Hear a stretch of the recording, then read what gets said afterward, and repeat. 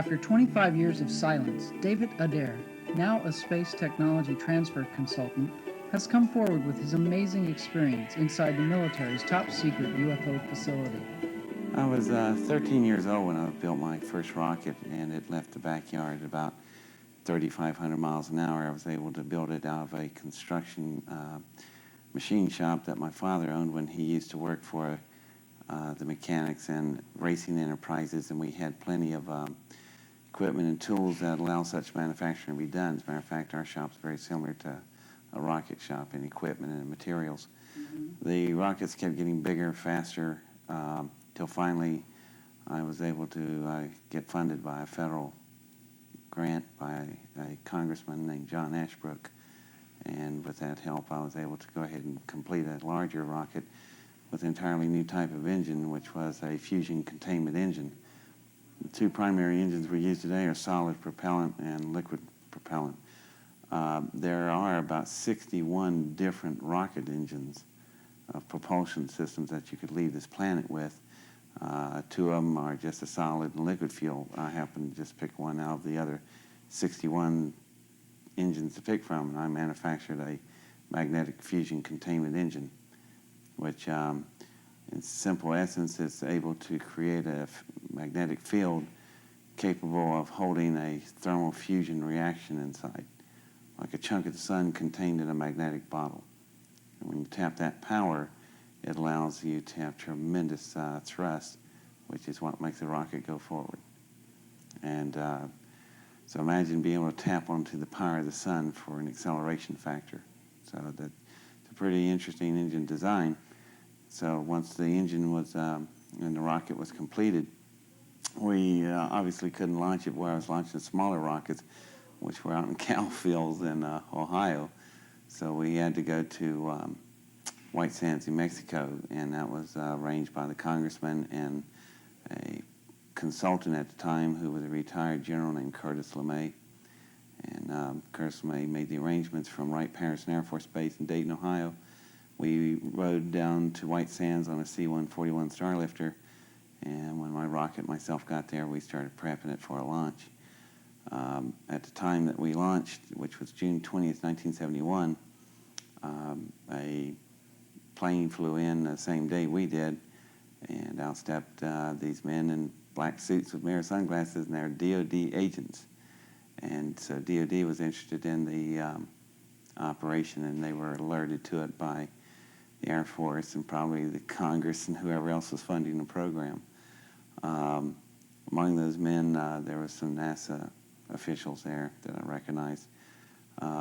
They instructed me to send the rocket down 656 miles northwest of there to a precise set of coordinates that they gave me. And I asked them, why are we landing in a dry lake bed in Nevada? And they said, just drop it there. And I said, I can do that.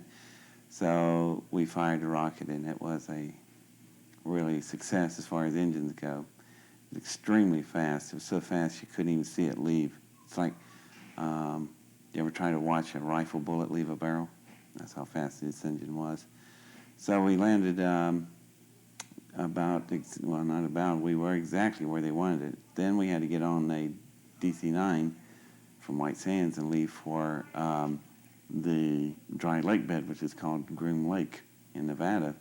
And I was asking them, do y'all notice that these wheels on your plane, they're rubber tires and landing gears, we're going to bore more up to our belly in the dirt out there.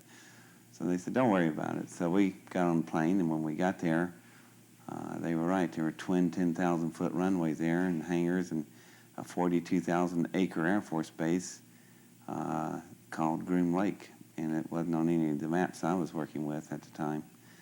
So my rocket was down on the south end of the field at the end of the runways, and you could see the parachutes bellowing in the wind, and we landed and got out. And I was assuming we were going to go look at my rocket right then. No, we got in golf carts and rode to this center hangar, which was a very low, flat-type hangar, but extremely large inside, size of about 4 football fields. So we pull in there and stop in these little golf carts, and we're just sitting there, and I'm going, well, that hangar's empty. I thought, this is interesting, you know. And then in a few minutes, little yellow and red lights came on flashing, and then out of the ground, or out of the floor, come these little rails with chains on them. They came up around all the doorways, and then the entire floor dropped out from under us. It's an elevator. We went down about 20 stories, and what was interesting about this elevator is normally you have chains that drops these things. Huge worm screws were lowering the platform down, which allows it to carry extreme weight. When we got down there, there was a lot of various aircraft and workshops and offices and such. That was off of the main bay, and then off of the main bay were smaller but still rather large work bays. And in the work bays, we went down to one that had something sitting in one of the big workshops. So we went and they opened the doors, we went inside, and the room was lit up like if you ever seen a car sitting in a paint booth. You have horizontal lights running the whole length of the room, and they arc like a rainbow all the way over. The reason being, like in a paint booth, it casts no shadows. So if you're spraying a car, if you see a run and your shadow's hiding it, you'll put a run in the car. So this was the same reason. It's a good laboratory to do it that way. That means that it's casting no shadows, so whatever you're working on, you can see it without being interfering with the light. And that was the first thing that's different about the room. They pulled the big covers off this thing, and it was interesting. It's an engine that's about the size of a school bus. And this engine is pretty much a much larger version of the thing I built. It's also an electromagnetic fusion containment engine, but it is sophisticated and it is powerful. I would have to compare mine to it. Would be like I had a Model A, and this thing was a Ferrari. I mean, it's just tremendous, powerful difference, but we both were of the same engine breed. And this one had been damaged right in the center of the core. In the type of configurations we build, we have dual particle accelerators that cause the fusion reaction. Right in that center of these accelerators is an area that I call the eye of the hurricane, and it's like an infinity pattern, figure 8, and right in the center, it's quiet there on a matter of conversion area.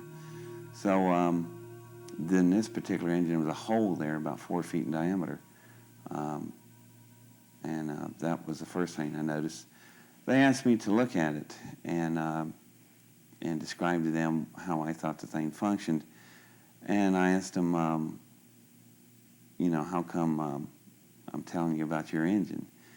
And they said that the engine was recovered in a project they was working with, and they weren't sure how everything functioned on it, and personnel that were available that work on that was not available anymore. And they said if I could just help them out a little bit. Well, being 17 years old at the time, they thought I didn't pick up on too many adult innuendos, but I guess I was born old. I knew exactly what they were doing. So I said, fine, I'll be glad to help my country, Yeah. So we play along, and I asked them, can I walk up to it? They said, sure. As a matter of fact, you can climb on it if you want. So I got up to the engine, and then something really unusual about the engine, other than the design, the alloys itself, just the sheen and color, looked like iridescent color, like when you hold a CD disc to the sun and you see the rainbow. Imagine those kind of colors covering this entire engine and glowing like that. It's really pretty. The color of the engine was unlike any metal alloy I was ever familiar with. And when I walked to the engine, there was a shadow on the engine. Now, I just told you that the rooms were built where you couldn't have shadows. When I stuck my arm out to it, there was a shadow on the engine, but right on the table, there was no shadow. So it's not a light casting the shadow on the engine. The engine is picking up radiation off my body. So I back away from it, the shadow dissipates. When I bulk back up, it's back on. And so when I put my hands on the engine to pull myself up on it, that's where it's interesting, because the alloys in some places were so thin, it was translucent. You could see through it like a sheet of amber. So when I laid my hands on it, this really interesting swirl pattern would come off wherever my skin was touching, and they would swirl out through the metal, going out through the alloy. And I didn't know of any metal that could do that. So I thought, wow, this thing is heat sensitive. It's picking up my body heat waves like that. So when I crawled, and they were really neat looking, smooth type wave flows coming off my hands. So I pulled my cell phone up on the engine and started walking over it, and it was huge. It was radically different than mine because it was just so much of a different design. And the way they ran the fusion flows and the way you would run fuel in a fuel line of an engine, this thing was totally different. There was no wiring. Now, my engine was covered with miles of wiring, so I could get all the firing orders right toward the cyclotrons, the particle accelerators. Did you immediately know that it was alien at that time? I suspected when I put my hands on it, it felt so different. It felt like a frog belly. If you ever, I don't know if people play with frog bellies, but I did. It looked wet, but it wasn't wet. It's just so slick looking, but it wasn't slick. And it was just amazing. But it also had such a texture, and as soon as you touched it, it was cold in the air-conditioned well in the facility, but the minute you touched the metal, it became your temperature instantly. I don't know of any alloys that can do that. So I started going, oh, this may not be from around here. So I'm walking down the engine, and I go up to where the main core cells are in the particle accelerators.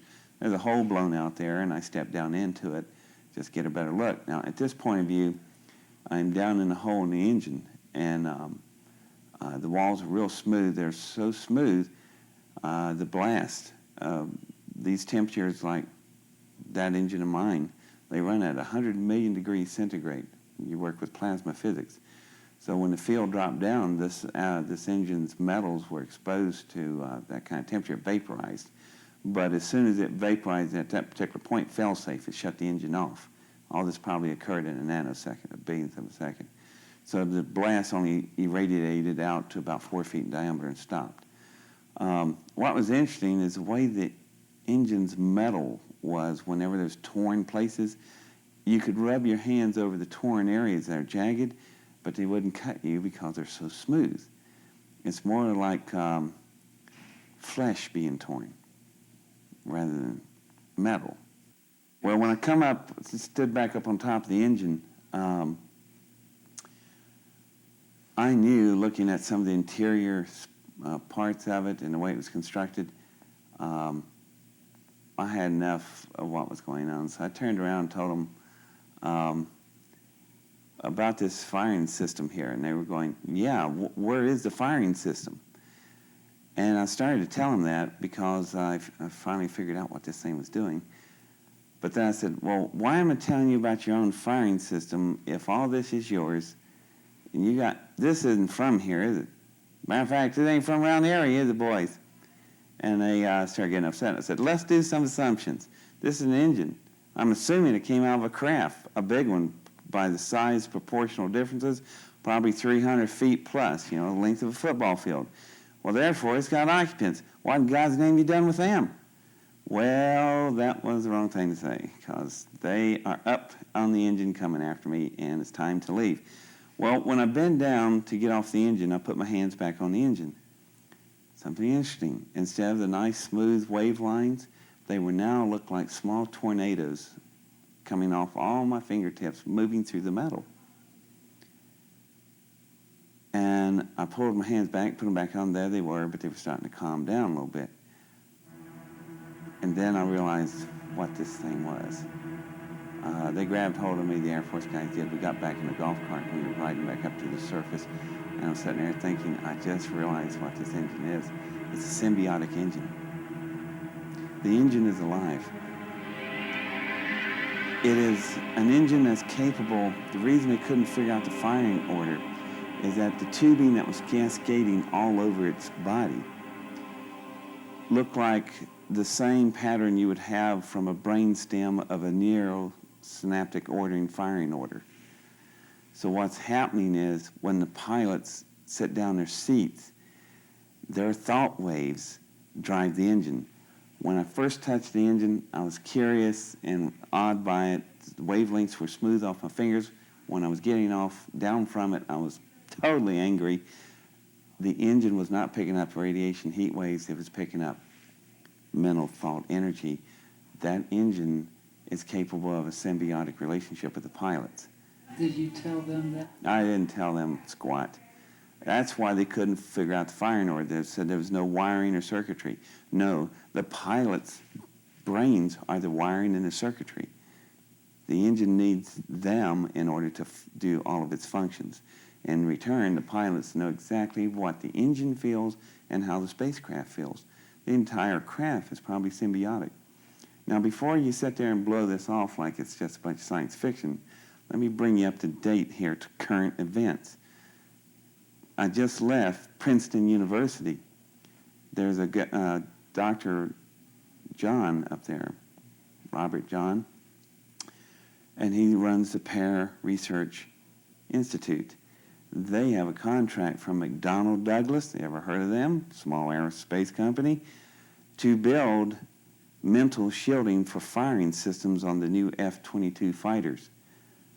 So people go, what's that got to do with anything? Pilot comes home at night, catches his wife in bed with another man. He's having a bad day. He's now got to go fight a fighter that is so sensitive. When he straps on his helmet, just like the Apache helicopter, you turn your head this way, the gun mounts follow your head. This firing system now links to your brain. Foxfire, Clint Eastwood. Where do you think the Hollywood's getting their ideas? McDonnell Douglas is under construction building a symbiotic relationship firing control system. Where did they get their idea? I wonder. Could have been back in June 1971, and God knows how long they've had this engine. However, it's reality. We have symbiotic engines in aeronautics. We're moving into that area right now with the F-22 and beyond, with our future fighters. So, which is science fiction, which is science fact? Where does it start and end? You can't tell anymore. When we got back up to the surface on the golf carts, there was another problem developing. I already knew that if they could hold this kind of information back, there's a lot of other things going to happen. I also knew my rocket was gone because I built it under a federal grant. They're going to take the rocket. Well, that bothered me enough, but the other problem was something they were talking about that while I was standing there being a child, they're not paying attention. And that's when I first heard the terms first strike. And I'm going, what is first strike? And then I started thinking about it. That's June 1971. We're in the throes of Vietnam War. We're in the pitched battles. Wasn't long after My Lai had occurred. We just bombed the dickens out of Cambodia because the Soviets were supplying weapons to the north. We want to do surgical nuclear strikes. General Westmoreland did. And the Soviets said, you fire one of those off and we'll go to global thermal nuclear war. The only reason we didn't attack each other was MAD, M-A-D, mutual assured destruction. So the only way to win MAD is first strike. Whoever gets there first wins. My rocket engine out there went from 0 to 8,654 miles an hour in 4.1 seconds. It's the fastest thing ever. So if you take that type of engine containment system and put it on nuclear warheads and put them on your own subs, park it off Siberia, the Soviets would never see but flashes of light, and that's it. They wouldn't even have time to move out of their chairs. No retaliation. So if you take out the Soviet Union, you wouldn't destroy the whole country. You would take out all the key military sites and the major cities, and they'd surrender. But if you do that, you'll have to hit another country same day called China. They have nuclear weapons, and they're not going to stand there and watch us take out the other superpower. So about 1 billion people are going to die in a single day. So I'm sitting there going, all because of my engine? Unbelievable. So I scooped up a hand full of graphite grease off of the hangar door there, the wheels, and started crying. And I said, I want to see my rocket. So they thought, just a kid, take him out to see his rocket. I want to see what it at least looked like. So when I went out there with the two sergeants on the golf cart, we got out there. I walked over to it and opened the hatch, opened the particle accelerators, put the graphite grease, just smeared it on the doors inside and closed it. When you turn on particle accelerators and the fuel is using deuterium, ask any physicist what happens when deuterium meets graphite. It's pretty bad. It's a major reaction explosion. So I turned on the particle accelerators with no fuel involved, and I told the two sergeants, it's got a fuel leak, we got to run for it. So we get on a golf cart and take off. I gave us 60 seconds on a time delay. When you engaged, it exploded. It blew a whole size of a football field out there. There was nothing left. Now they have no rocket. Now they have nothing to work with, but they got this kid. So I was told I'm going nowhere for the rest of my life, and it was scary. And they threw me in a room and kept me there for about 10 hours. And then a lot of noise in the outside. The door opens up, and there's this big stogie chomping figure in the doorway going like that, and his name is Curtis Lemay. So he came there and got me and took me all the way back home to Wright-Patterson. He took me back home to my parents. He told me that they're not going to be through with you. They'll deal with you again. And he was right. So that was the end of my summer vacation in my junior year in high school, how I spent my summer vacation. And what did he say to your parents? well, my parent, Lemay just he didn't say anything to my parents. He said he left it up to me. He just got me home. So it was quiet through the winter and the spring, and I'm graduating from high school. It's June 10th, 1972, and I'm ready to go to Ohio State. All of a sudden, I'm shaking hands in line, and I get hold of this one line, and I turn around and I got hold of this guy's hand, and it is a DOD agent from Groom Lake, right there in Centerburg, Ohio, and he slaps this paper in my hand. I read it. It says, "Greetings, I'm drafted." And they throw me in a car. My parents are hollering, and nothing they can do because I'm now property of the United States government. It's called conscription, buddy, and you're gone. So after about 3 hours, I'm back. I was on a plane. Ended up at Langley, Virginia, home of the CIA and more fun activities. What they wanted was the engine to be rebuilt again. And we had to work out some compromises. I ended up spending 10 years in the Navy. I never did build the engine again. That was the last thing Curtis Lemay told me to do. He said, never build another rocket as long as you live. You might make it out of here. And he was right. So instead, I agreed to build jet engines.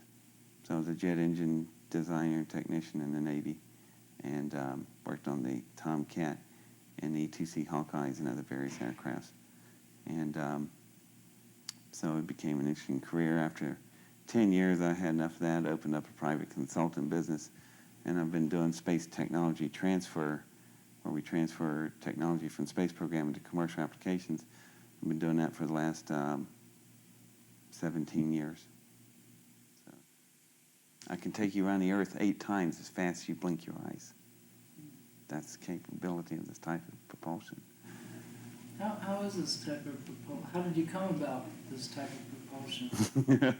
Oh, God. No, this is not the place to bring that up, I guess. Dreams. It all came in dreams. All the mathematics, everything. I was working quantum physics when I was 7. I was born with it. Yeah. So now you know how all this stuff works. When I got to a certain point, though, the mathematics were too difficult to achieve, mainly because there was no computers available. I mean, handheld calculators didn't come out 10 years later.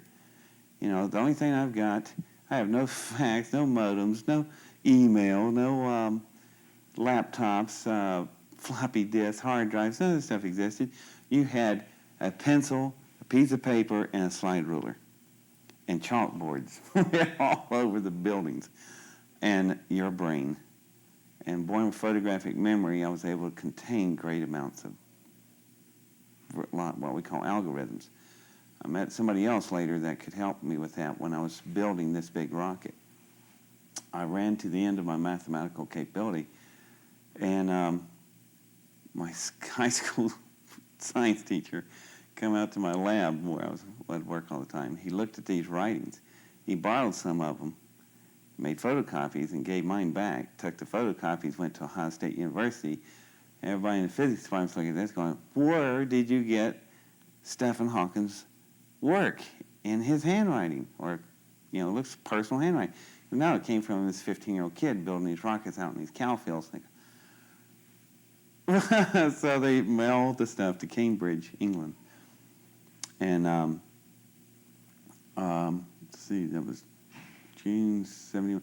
In July 1970, I went to Ohio State University with my science teacher. July 1969. And this little frail guy was sitting in one of the big academic classrooms. And I walked in, I saw these equations on the walls, and I went, "Who's messing with my work?" You know, and the little guy stands up, "Indeed." I went, he says, "It's his work." And I went, yeah, oh, I guess it is. Besides, it's not going to work down on that side anyhow, pointing to that part of the room on the chalkboard. And he goes, "How so?" I said, "Well, I'll walk over and, start erasing it. Wait, it works like this." So he looks at it, and then he goes, "How do you validate that?" I go, "Rocket engine." And he's looking at the equation, his back is to me, and he goes, "How do you get all your information?" I went, "Comes in dreams every night consecutively." So he drops his chalk, and he turns around, and I figure, end of conversation, good. I'm busy, I need to go home anyhow. I start to head for a door, and he goes, "Wait a minute." He goes, "We dream on the same wavelength. All my stuff comes to me in dreams. Therefore, we are brothers. Have a seat." And his name was Stephan Hawking. So we worked out some math that allowed me to achieve the... See, we're working on parallel mass. There's only one thing that can swallow and control a fusion containment explosion. At the black hole, it swallows the sun. What is the sun? Billions of H-bombs going off. So anyway, that was how I got help with on mathematics of that. But the way the engine works, it's on the same principle of a balloon. You blow up a balloon, release it, and it goes around the room. The air escapes out the nozzle, pushes the balloon forward. Well, the same principle with this engine. When you open up the one end of the field with a plasma beam to open up the particle chambers, you're going to get all this matter flowing out. The matter is moving at 186,756 miles per second, speed of light. So Newtonian law takes over in space. For every action, there's an opposite and equal reaction, just like the balloon. When this engine turns itself on, eventually the vehicle is going to catch up with the speed of the exiting matter out the tailpipe. How fast is it going? 186,000 miles a second, speed of light. This engine's capable of light speed. And we had it in 1971. So. But you knew that it was going to be put to potential catastrophic results. Not potential, for sure. They were planning to do first strike. And they had planned on doing first strike for about the last 15 years until the Soviet Union collapsed. They were always trying to beat the mad equation, mutual assured destruction. The only way to do it is to be there first. Everybody had the same speeds, so whoever got faster wins. And David, what I'm asking is, why are you starting to go public with this information? There's a shift, a change in perception of the public and the attitude. If it hadn't been for that, I would have went to my grave and never said a word about this, because I wanted a normal, mainstream life career. Like I'm going to tell people, I'll stand on top of an alien engine in the basement of a top secret base called Area 51, mainly because I built an engine similar to it, and it landed there, and that's why they wanted me there. And I was 17 years old at the time. Despite the fact that I won the most outstanding field of engineering sciences from the United States Air Force in 1971, and we can see newspaper stories and clippings of me in that rocket. So I still wouldn't stand a chance. So I decided, no, I'm not saying a word. I saw a lot of people take tremendous criticism in the 60s and the 70s, but then there's been a shift in the last 20 years. The American public now really believes there's somebody else out there. And if somebody would land here right now, the American public would go, cool, as long as they're not trying to blow us away or eat us up or something, there's no problem. What they will be a problem is that if the federal government's caught lying, which I know they are lying, they've been lying for probably since 1971 that I know for sure, So if they've been lying, then Roswell is very likely it's true. So they've been lying 50 consecutive years and probably much longer than that. The engine I saw did not come from the Roswell crash. The engine I saw was as big as the Roswell craft. So this is something even bigger. So another one. So how many do they have? How much they got? You know, that's where the real problem is. Who shot King? Who shot, you know, Senator Kennedy, you know, and JFK? If they're lied this much to us, that's where the danger is that if it comes out, it's not so much as the public's going to panic that there's alien life out there. No, it's going to be anarchy because people are going to be so ticked off with D.C. for lying so many years. That is what the government fears. They do not fear you being violent hostile about aliens landing and we're going to go crazy. No, they're going to freak out because they're going to be caught in about a 5-decade lie. And that's why they put out the most ridiculous story. Yeah, we take these dummies and drop them from weather balloons. Honest to God, come on, y'all. Just the average guy working in a plant, making a living, trying to pay his bills, raise his family, he's going to look at that and go, yeah, right. You know, and the polls are showing that. So that's why I said it's pretty safe now to say something. Not only that, people made Independence Day, the movie, and they were talking about Area 51, and I was looking at it closely, and somebody in Area 51 talked to the people who made the movie because they were, the dimensions, the way the walls were shaped, there was some stuff they missed, but it was correct.